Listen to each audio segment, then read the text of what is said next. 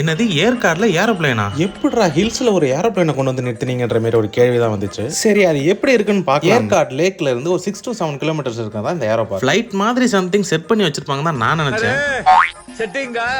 அதே ஆர்வத்தோட உள்ள போய் பார்த்த உடனே தான் தெரியுது ஒரிஜினல் ஏர்கிராஃப்டே உள்ள நிறுத்தி வச்சிருக்காங்க. பார்த்த உடனே ஆச்சரியமும் சர்ப்ரைஸும் சேர்ந்துடுச்சு. ஃபிளைட்டோட ஒரிஜினல் எக்ஸ்பீரியன்ஸ் எங்க ஃபீல் பண்றதுக்கு சூப்பராகவே இருந்துச்சு. சின்ன வயசுல இருந்து பைலட் ஆகணும்னு ஒரு ஆசையோட இருக்கு. நிஜத்துல தான் ஃபிளைட்டை ஓட்ட முடியல, அட்லீஸ்ட் எங்கேயாவது ஓட்டி ட்ரை பண்ணி பார்க்கலான்ட்டு தான். உனக்கு உண்மையிலே ஓட்ட தெரியுமா? ஹேய், நான் GTA Vice Cityல நான் விளையாண்டுருக்கேன். ஆலன், கரெக்டான ரூட்ல தான் போறியா? இந்த சமயத்துல என்ன கேப்டன் நீ கூப்பிடு. ஆட இப்ப நம்ம போறது தெற்க நோக்கி தாய்லாந்துக்கு போய்கிட்டு இருக்கோம்.